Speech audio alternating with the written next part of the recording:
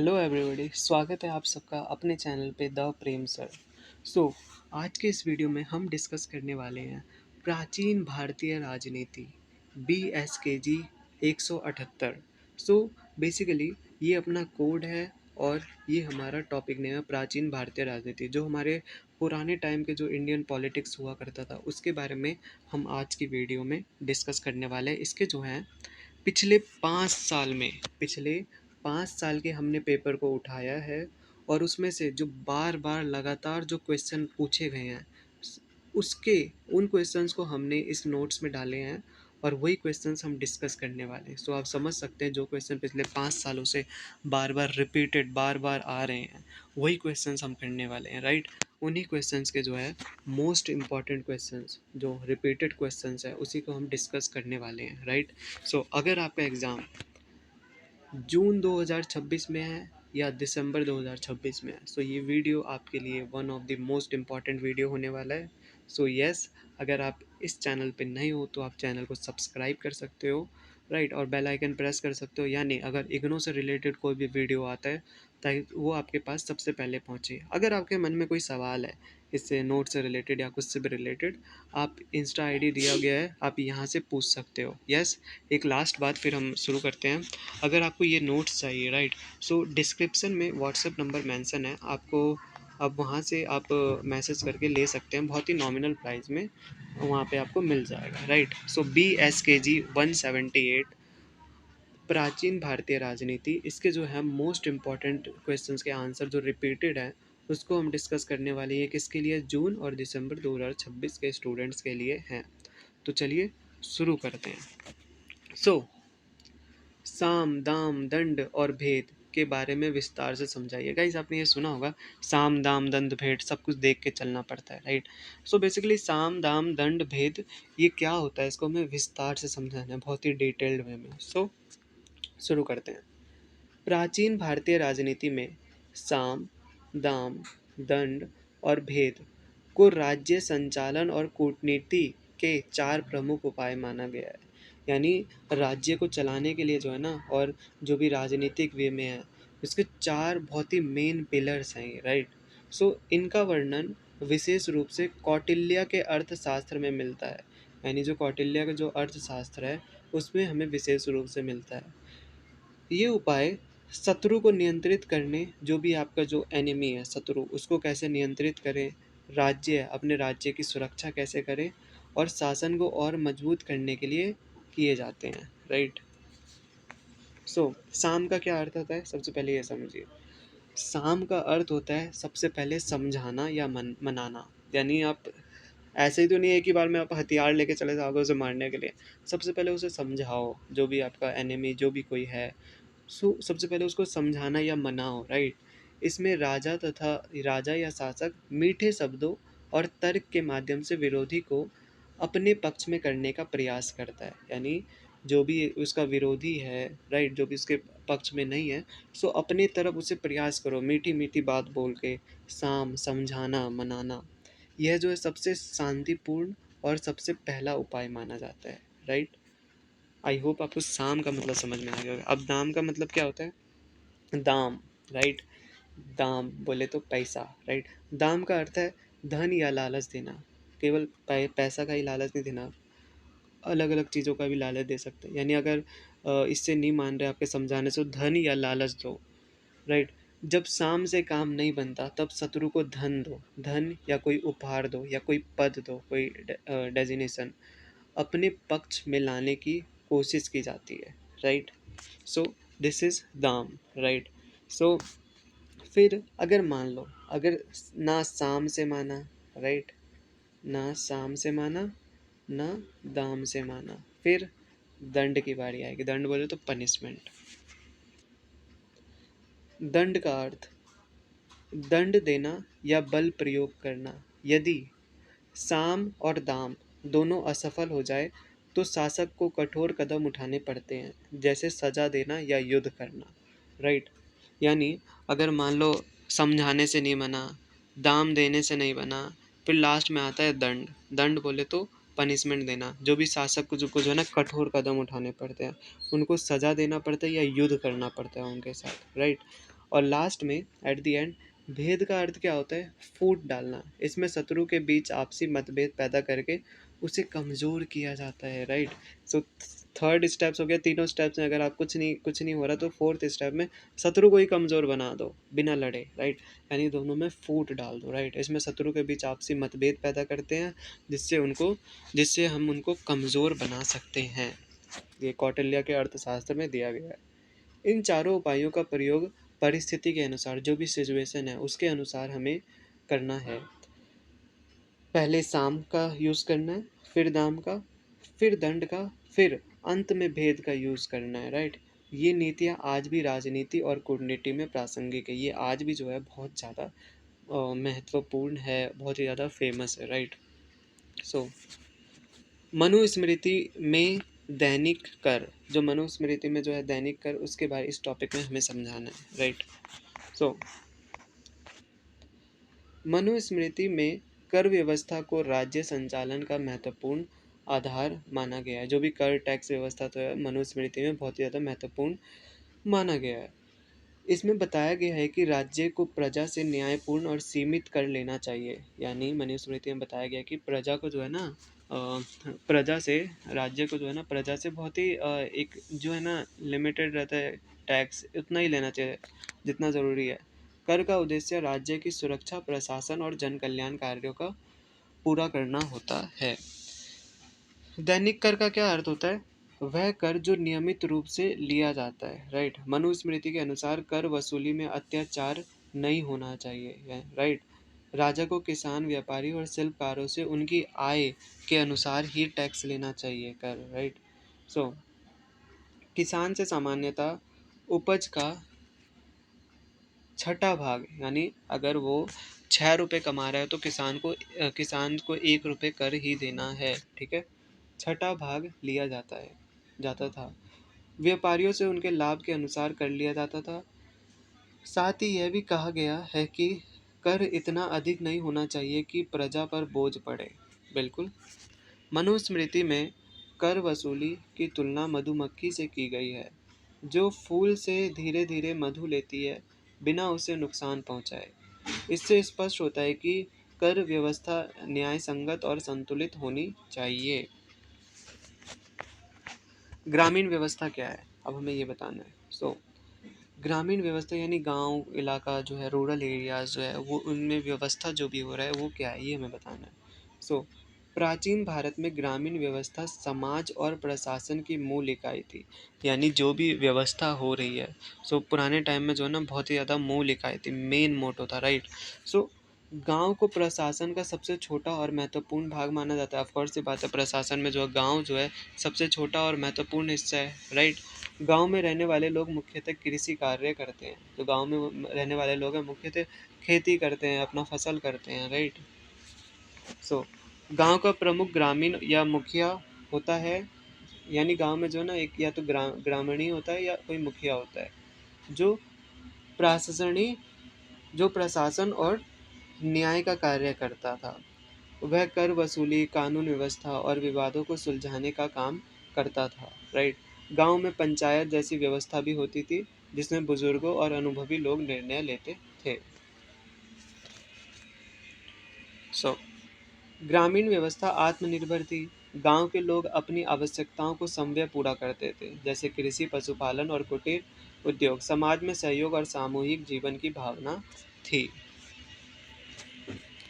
इस व्यवस्था में सामाजिक नियमों का पालन सख्ती से किया जाता था। ग्राम व्यवस्था ने प्राचीन भारतीय समाज को स्थिर और संगठित बनाए रखने में महत्वपूर्ण भूमिका निभाई। यानी गाइस जो भी जो है ना किसान जो भी काम कर रहा है, जैसे फसल अपना खेती कर रहा है, तो उन सब चीज़ों में जो है ना ग्राम में जो है ग्रामीण व्यवस्था बहुत बढ़िया होना चाहिए। टैक्स कंसल्टेशन, जो भी डिस्प्यूट ये सब जो हो रहा है, कॉन्फ्लिक्ट्स हो रहा है, झगड़े लड़ाई झगड़े, वो सबको सुलझाया जा सके। अब बढ़ते हैं हम अपने फोर्थ क्वेश्चन में। फोर्थ क्वेश्चन में पूछ रहा है दंड का महत्व समझाइए। यानी जो पनिशमेंट है ये क्यों इम्पोर्टेंट है, दंड क्यों इम्पोर्टेंट है, हमें ये बताना है। सो प्राचीन भारतीय राजनीति में दंड को राज्य का प्रमुख आधार माना गया है। यानी जो एक सिटी का जो है बहुत ही ज़्यादा महत्वपूर्ण चीज़ है दंड, बोले तो पनिशमेंट। जो भी अपराधी रहता है जिसने कुछ गलत काम किया है उसको सज़ा देना, और कानून व्यवस्था बनाए रखना, ताकि कोई भी आगे चल के वो कोई गलत काम ना कर सके। बिना दंड के समाज में अराजकता फैल सकती है, यानी बिना दंड के समाज जो है ना, ऐसे उन्हें और करने का मन करेगा, जो कि ये बहुत ज़्यादा और हो जाएगा। कौटिल्य के अनुसार दंड ही राज्य को सुरक्षित और व्यवस्थित रखता है, यानी अगर हम किसी को दंड देते हैं, वही जो है ना राज्य को सेव करके रखता है, ताकि आगे चले कोई दूसरा ये स्टेप ना उठाए। यदि राजा उचित दंड नहीं देता तो लोग नियमों का पालन नहीं करेंगे और अपराध बढ़ जाएंगे। दैट मीन्स अगर राजा जो है अगर सही दंड ना दे, अगर उसे हल्के हल्के में लेकर कुछ भी छोटा मोटा दंड दे दे और अपराध बहुत बड़ा है, तो लोग सब जो भी जो है ना राजा को हल्के में लेने लगेंगे। सीरियस सी बात बताऊं, इन इन सिंपल लैंग्वेज, राइट। सो हमें जो है ना एक लीडर को जो है ना एक गुड लीडरशिप होना ही चाहिए, राइट। एक बेटर कोऑर्डिनेटर होना ही चाहिए, और जो है लीडरशिप क्वालिटी तो होनी ही चाहिए, राइट। सो दंड का उद्देश्य केवल सजा देना नहीं होता, राइट, बल्कि लोगों को सही मार्ग पर लाना भी होता है। यानी इस तरीके से दंड दिया जाए ताकि जिसको सजा मिला है वो सही काम करने लगे आगे जाके, राइट। उचित दंड से अपराधियों में भय उत्पन्न होता है और वो गलत कार्य करने से बचते हैं। अगर जो है ना हम उचित बढ़िया दंड देने लगे, राइट, बढ़िया पनिशमेंट देने लगे, तो जो भी अपराधी है उसके अंदर जो है ना डर पैदा होने लगेगा कि मैं अगर दोबारा मैं ये काम करूँगा यार, फिर से यही चलेगा। फिर जो आसपास के लोग हैं वो भी सोचेंगे, अरे यार मुकेश ने तो वैसा काम किया था, उसे ये दंड मिला था, अगर मैंने कर दिया तो यार मेरा क्या होगा, मुझे भी वही चीज़ झेलना पड़ेगा। तो इसीलिए लोग सब जो है ना दंड दंड इसलिए बहुत ज़्यादा इम्पोर्टेंट है, ताकि लोग सब जो है ना वो दोबारा रिपीट ना करें, और भी कोई दूसरी टाइप की गलती जो है उन्हें डर लगे कि अगर मैं ये काम करूँगा तो ये दंड मिलेगा, ये पनिशमेंट मिलेगा, राइट। राजा को दंड देते समय न्यायपूर्ण और संतुलित होना चाहिए। अत्यधिक कठोर या बहुत नरम दंड दोनों ही हानिकारक होते हैं, इसलिए दंड नीति का सही उपयोग ही राज्य की स्थिरता और शांति को बनाए रखता है। यानी जो है ना राजा अगर कोई भी दंड दे रहा है तो जो है ना वो बिल्कुल जस्टिस वे में होना चाहिए, न्याय के रूप में, राइट। और बिल्कुल संतुलित होना चाहिए, संतुलित होना चाहिए। और जो है ना राजा को जो है ना बहुत ही कठोर दंड भी नहीं देना चाहिए, और बहुत ही बोले तो नरम दंड भी नहीं देना चाहिए। क्यों? जिस तरीके का अपराध है उसी तरीके का दंड देना चाहिए। मान लो अगर कोई, मान लो किसी ने जो है किसी का बकरी चुरा लिया, राइट। तो राजा को जो है ना उसको समझ लो कुछ अनयूजुअल दंड नहीं देना चाहिए, जैसे इसको 20 सालों के लिए कारावास में डाल दो, नॉट लाइक दिस, राइट। सो और अगर किसी ने किसी का मर्डर कर दिया और राजा ये दंड दे रहा है कि इसे 2 दिन कारावास में डाल दो, अनयूजुअल नहीं होना चाहिए, न्यायपूर्ण क्या है दंड देना चाहिए, राइट। सो क्वेश्चन फिर में बढ़ते हैं। महाभारत कालीन नगर सभा का वर्णन कीजिए, यानी जो महाभारत कालीन है इनकी नगर सभा का हमें वर्णन करना है। महाभारत काल में नगरों का प्रशासन व्यवस्थित रूप से किया जाता है। तो महाभारत काल में जो नगरों का प्रशासन बहुत ही अच्छे तरीके से प्रॉपर वे में किया जाता था। नगर सभा एक महत्वपूर्ण संस्था थी। नगर सभा जो एक बहुत ही ज़्यादा महत्वपूर्ण संस्था था, जो शहर के प्रशासन और जनहित के संभाल कार्यों को संभालती थी। नगर सभा में विद्वान बुजुर्ग थे और प्रतिष्ठित व्यक्ति शामिल होते थे। वे मिलकर नगर के विकास, सुरक्षा और व्यवस्था से जुड़े निर्णय लेते थे। नगर की सफाई, व्यापार, सुरक्षा और कानून व्यवस्था का ध्यान रखा जाता था। सो नगर सभा का मुख्य उद्देश्य क्या था? जनता की भलाई करना, शांति बनाए रखना और सामूहिक निर्णय लिए जाते थे, जिससे प्रशासन अधिक प्रभावी होता था। महाभारत काल की यह व्यवस्था लोकतांत्रिक सोच का प्रारंभिक रूप मानी जाती है, जिसमें जनता की भागीदारी भी देखी जाती है। मनु और कौटिल्य के बारे में बताइए, यानी अब जो है ना मैं मनु और कौटिल्य के बारे में बताना है। सो मनु और कौटिल्य प्राचीन भारत के प्रसिद्ध राजनीतिक और सामाजिक विचारक थे। मनु को मनुस्मृति का रचयिता माना जाता है, जिसमें समाज के बारे में, धर्म के बारे में और कानून से संबंधित नियम बताए गए हैं। पर मनु ने समाज को व्यवस्थित करने के लिए वर्ण व्यवस्था, कर्तव्यों जो है और आचरण पर ज़्यादा जोर दिया। उनके अनुसार राजा का मुख्य कर्तव्य धर्म की रक्षा करना और न्याय देना है। उसी की तरह कौटिल्य जो है, जिन्हें चाणक्य भी कहा जाता है, राइट, ने अर्थशास्त्र नामक ग्रंथ लिखा है। इसमें राजनीति, अर्थव्यवस्था और कूटनीति के विस्तृत सिद्धांत दिए गए हैं। कौटिल्य ने व्यवहारिक राजनीति पर जोर दिया है, यानी व्यवहारिक जो राजनीतिक जो है ना, उस पर ज़्यादा जोर दिया, और राज्य की शक्ति, सुरक्षा और विस्तार को महत्वपूर्ण माना। उन्होंने साम, दाम, दंड और भेद जैसी नीतियों का वर्णन किया, जो कि हमने थोड़ी देर पहले डिस्कस किया था। दोनों विचारक ने प्राचीन भारतीय राजनीति को दिशा देने में महत्वपूर्ण योगदान दिया, यानी जो प्राचीन भारतीय राजनीति था उनमें दिशा देने में बहुत ज़्यादा इम्पोर्टेंट रोल का प्ले किया। धर्म, अर्थ और मोक्ष का संबंध बताइए, यानी हमें धर्म और अर्थ और मोक्ष का संबंध बताना है। प्राचीन भारतीय विचारधारा में धर्म, अर्थ और मोक्ष जीवन के 3 प्रमुख लक्ष्य माने गए हैं। इन्हें पुरुषार्थ कहा जाता है। धर्म का अर्थ है सही आचरण और कर्तव्य पालन। अर्थ का क्या अर्थ है? धन और संसाधनों की प्राप्ति। और मोक्ष का क्या अर्थ है? मुक्ति या आत्मिक शांति। इन तीनों का आपस में गहरा संबंध है। धर्म के अनुसार चलकर ही व्यक्ति सही तरीके से अर्थ कमा सकता है। यदि अर्थ धर्म के अनुसार अर्जित किए जाए तो वह समाज के लिए भी लाभकारी होता है। मोक्ष प्राप्त करने के लिए धर्म और अर्थ का संतुलन आवश्यक है। बिना धर्म के अर्थ अधर्म बन सकता है और बिना अर्थ के जीवन कठिन हो सकता है। इस प्रकार धर्म, अर्थ और मोक्ष एक दूसरे के पूरक है और संतुलित जीवन के लिए आवश्यक है। यानी धर्म और अर्थ और जो है मोक्ष एक दूसरे के पूरक है। राज्य के प्रकारों की चर्चा कीजिए। अब जो है ना, हमें राज्य के प्रकार के बारे में जो भी है उसके बारे में डिस्कशन करना है। प्राचीन भारत में राज्य के विभिन्न प्रकार पाए जाते थे, यानी डिफरेंट टाइप्स के राज्य के प्रकार पाए जाते थे। मुख्य रूप से 2 प्रकार के होते थे, एक राजतंत्र और एक गणतंत्र। डिस्कस करते हैं दोनों के बारे में। राजतंत्र में शासन एक राजा के हाथ में होता था, यानी एक राजा ही रूल करता था। राजा सर्वोच्च सत्ता रखता था और वही सभी निर्णय लेता था। उदाहरण के रूप में मौर्य और गुप्त काल के राज्य आते हैं। गणतंत्र क्या होता है? गणतंत्र में शासन कई लोगों का या समूह के द्वारा चलाया जाता था। इसमें सभा और परिषद के माध्यम से निर्णय लिए जाते थे। इसमें जनता की भागीदारी भी होती थी। इसके अलावा साम्राज्य और छोटे राज्यों का भी उल्लेख मिलता है। कुछ राज्य शक्तिशाली होते थे और अन्य राज्य पर नियंत्रण रखते थे। और इन सभी विभिन्न प्रकारों के राज्यों का यही स्पष्ट होता है कि प्राचीन भारत में शासन व्यवस्था विविध और विकसित थी, यानी बहुत ही ज़्यादा विविधता वाला था और विकसित रूप में था। ठीक है। क्वेश्चन 9 में पूछ रहा है राजा में कौन से गुण होने चाहिए, यानी एक रूलर, एक राजा, एक किंग में क्या क्या विशेषताएं, कैरेक्टरिस्टिक्स, फीचर्स, गुण क्या क्या हो सकते थे।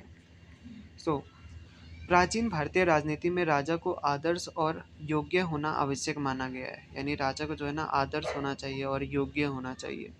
राजा के गुणों का वर्णन मनु और कौटिल्य दोनों ने किया है, यानी राजा का जो है ना मुख्य गुण मनु और कौटिल्य दोनों ने हाईलाइट किया है।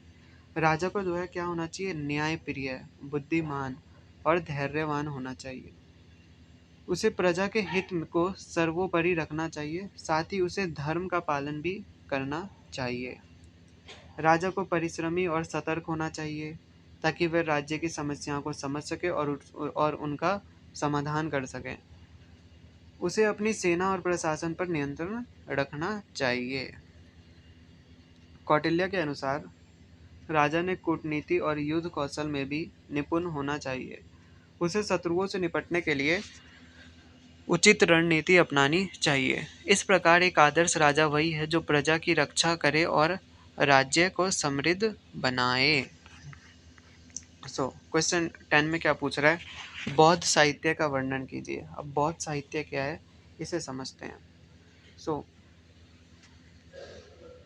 बौद्ध साहित्य प्राचीन भारत के महत्वपूर्ण साहित्य में से एक है, यानी जो पुराने टाइम का जो भारत था वो उसमें जो है ना बौद्ध साहित्य जो है ना एक one of the most important साहित्य में आता था। यह भगवान बुद्ध था उनका जो भगवान बुद्ध जी की जो है शिक्षाओं के बारे में और उनके जीवन पर आधारित था ये। बौद्ध साहित्य का मुख्य भाग क्या था?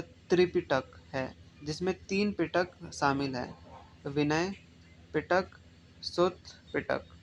विनय पिटक, सुत्त पिटक और अभिधम्म पिटक, ये 3 पिटक हैं। विनय पिटक में भिक्षुओं के आचरण और नियम बताए गए, यानी जो भिक्षुएं लोग रहते हैं जो भीख मांगते हैं, राइट, उनके आचरण बताए गए। सुत्त पिटक में बुद्ध के उपदेश और शिक्षाएं हैं। जो सुत्त पिटक है उसमें बुद्ध के जो उपदेश हैं और जो भी शिक्षाएं हैं वो बताए गए हैं। और अभिधम्म पिटक में क्या बताए गए हैं? उनके दार्शनिक विचार के बारे में बताया गया, उनके दार्शनिक वर्णन के बारे में बताया गया है।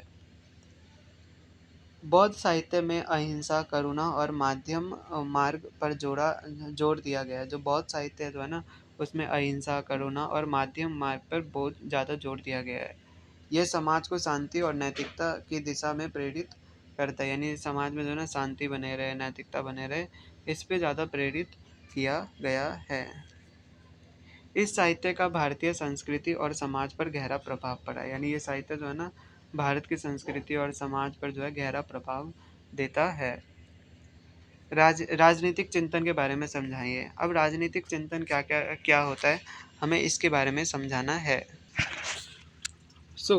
राजनीतिक चिंतन कौन थे? राजनीतिक चिंतन वे विद्वान होते हैं जो राज्य शासन, सत्ता, कानून और समाज के बारे में विचार प्रस्तुत करते हैं, यानी राज्य के बारे में, शासन के बारे में, सत्ता के बारे में, कानून, लॉस हो गए, सोसाइटी के बारे में, इन सब के बारे में विचार प्रस्तुत करते हैं। प्राचीन भारत में मनु, कौटिल्य, बुद्ध और महावीर प्रमुख राजनीतिक चिंतक माने जाते हैं। इन चिंतकों ने राज्य के उद्देश्य, राजा के कर्तव्यों और न्याय व्यवस्था और समाज के संगठन पर अपने विचार दिए। यानी राजा के कर्तव्य क्या क्या हो सकते हैं, न्याय की व्यवस्था क्या क्या हो सकती है, समाज में क्या क्या संगठन हो सकता है, इन पर विचार किया। मनु ने जो है धर्म और सामाजिक व्यवस्था पर जोर दिया, जबकि कौटिल्य ने व्यवहारिक राजनीति, कूटनीति और अर्थव्यवस्था को महत्व दिया। राजनीतिक चिंतकों को उद्देश्य समाज में शांति, न्याय और सुव्यवस्था स्थापित करना था, यानी शांति सुव्यवस्था बने रहे। उन्होंने शासन को प्रभावी बनाने के लिए विभिन्न सिद्धांतों का विकास किया। इस प्रकार उन्होंने बहुत तरह के सिद्धांत जो है ना उसको उसको परिभाषित किया, राइट, उन सिद्धांतों का विकास किया। इस प्रकार राजनीतिक चिंतन समाज और राज्य के मार्गदर्शक होते हैं, जिनके विचार आज भी राजनीति में महत्वपूर्ण माने जाते हैं। महाभारत के अनुसार राजधर्म क्या है? राजधर्म क्या है?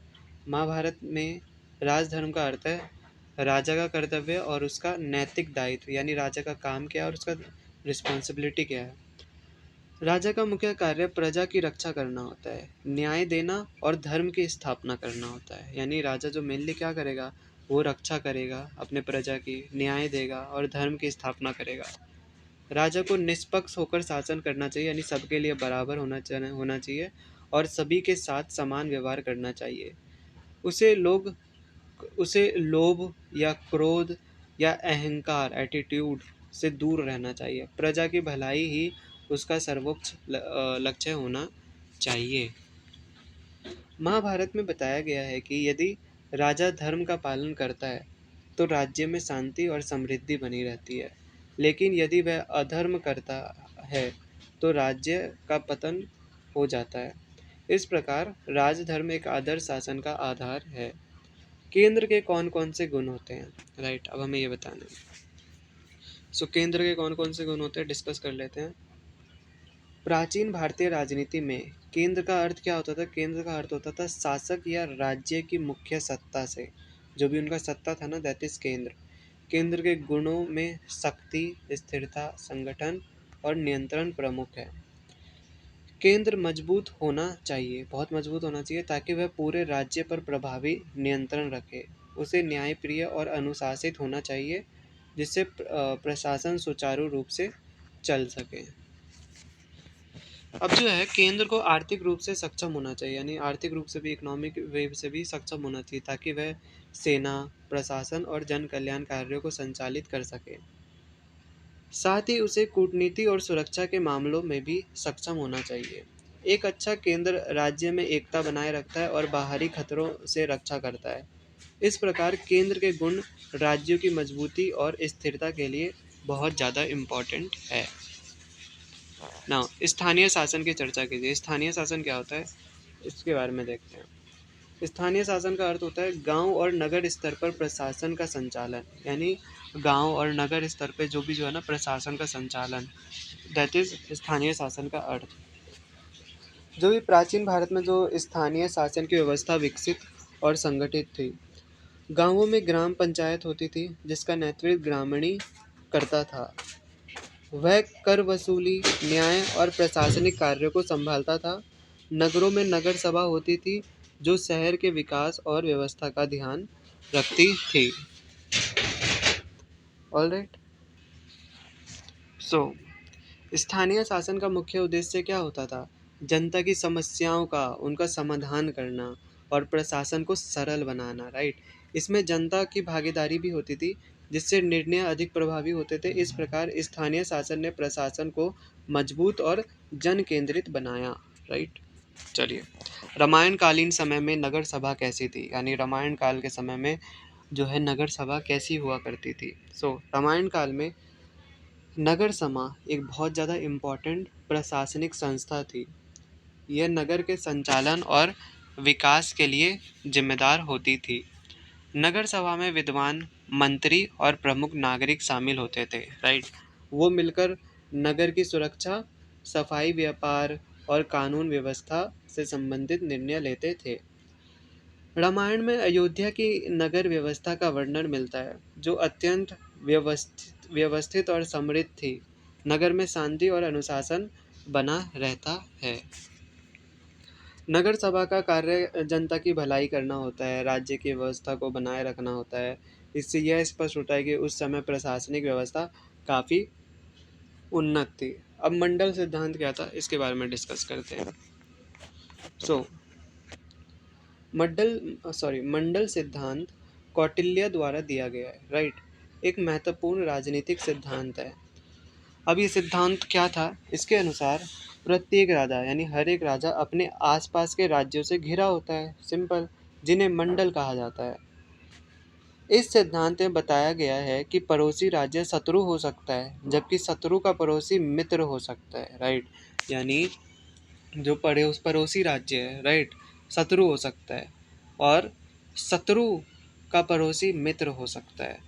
इस प्रकार राज्य को अपनी स्थिति के अनुसार मित्र और शत्रु की पहचान करनी चाहिए। ऑलराइट, मंडल सिद्धांत का उपयोग कूटनीति और विदेश नीति में किया जाता है। इसके माध्यम से राजा अपने राज्य की सुरक्षा और विस्तार की योजना बनाता था। यह सिद्धांत आज भी अंतर्राष्ट्रीय संबंधों को समझने में उपयोगी माना जाता है। आज के टाइम पे भी जो है ये बहुत ही ज़्यादा इम्पोर्टेंट माना जाता है। 17 क्वेश्चन 17 कौटिल्य अर्थशास्त्र के 7वें अधिकरण में दंड गुण, हमें इनके बारे में बताना है, दंड गुण के बारे में बताना है, राइट। कौटिल्य के अर्थशास्त्र में कौटिल्य के अर्थशास्त्र के 7वें अधिकरण में दंड नीति के गुणों का वर्णन किया गया है। दंड का उद्देश्य राज्य में व्यवस्था बनाए रखना और अपराधों को रोकना है, राइट। दंड उचित, न्यायपूर्ण और संतुलित होना चाहिए। बहुत कठोर दंड प्रजा में भय और असंतोष पैदा करता है जबकि बहुत नरम दंड अपराधों को बढ़ावा देता है। दंड समय और परिस्थिति के अनुसार दिया जाना चाहिए। राजा को दंड देते समय निष्पक्ष रहना चाहिए, राइट। यानी दोनों के लिए बराबरी होना चाहिए, राइट। ऐसा नहीं कि केवल एक ही का सुने। कौटिल्य के अनुसार सही दंड नीति से राज्य मजबूत होता है और प्रजा सुखी रहती है, जो कि हमने फर्स्ट क्वेश्चन में डिस्कस किया है। इस प्रकार दंड के गुण राज्य की स्थिरता के लिए आवश्यक है। प्राचीन काल में कर के प्रकार, यानी जो पुराने टाइम में जो है ना टैक्सेस के क्या क्या टाइप्स हुआ करते थे। प्राचीन भारत में विभिन्न प्रकार के कर लगाए जाते थे, मुख्य रूप से भूमि पर land tax, business tax, right, और प्रोडक्शन टैक्स, उत्पादन कर प्रमुख थे। भूमि कर रहता था, व्यापार कर रहता था और उत्पादन कर बहुत ज़्यादा प्रमुख थे उस टाइम पर। भूमि कर क्या होता था? किसानों से लिया जाता था, जो आमतौर पर उपज का एक भाग होता था, राइट। व्यापार कर व्यापारियों से उनके लाभ के अनुसार लिया जाता था टैक्स। इसके अलावा वन, खनिज और जल संसाधनों से भी कर लिया जाता था। कुछ विशेष सेवाओं के लिए भी कर निर्धारित थे। कर वसूली का उद्देश्य क्या था? कर वसूली का उद्देश्य राज्य के खर्चों को पूरा करना और जन कल्याण कार्य करना था। कर प्रणाली संतुलित और न्यायपूर्ण मानी जाती थी। प्राचीन काल में अंतर्राष्ट्रीय संबंध क्या कहते हैं? प्राचीन काल में अंतर्राष्ट्रीय संबंध कूटनीति, व्यापार और सांस्कृतिक आदान प्रदान पर आधारित थे। बहुत सारे राज्यों में बीच मैत्री और शत्रुता दोनों प्रकार के संबंध होते थे, यानी मित्रता भी होती थी और शत्रुता भी होती हुआ करती थी। राज्य एक दूसरे के साथ संधि, युद्ध और व्यापार करते थे, यानी जो है ना, राज्य एक दूसरे के साथ मिलते थे, युद्ध करते थे और आपस में बिजनेस भी किया करते थे। कौटिल्य ने विदेश नीति के लिए कई सिद्धांत दिए। जो हमारे जो कौटिल्य थे, उन्होंने कई सारे सिद्धांत दिए विदेश नीति के लिए, जैसे मंडल सिद्धांत। भारत के अन्य देशों के साथ व्यापार संबंध भी थे, जिससे आर्थिक विकास हुआ। साथ ही संस्कृति और धर्म का भी आदान प्रदान हुआ, राइट। यानी भारत का जो है ना, भारत का जो है ना, अलग अलग देशों में भी बिजनेस संबंध था, राइट, जिससे इकोनॉमिकली जो है ना डेवलपमेंट हुआ और साथ ही संस्कृति और धर्म का भी इम्पोर्ट एक्सपोर्ट आदान प्रदान हुआ, राइट। आगे बढ़ते हैं। इस प्रकार प्राचीन काल में अंतर्राष्ट्रीय संबंध काफ़ी विकसित और संगठित थे। अब बढ़ते हैं हम अपने क्वेश्चन 20 पे, and this question I think is the last question of this PDF. मंत्री परिषद का क्या अर्थ है? अधिकार और उनके कर्तव्य क्या है?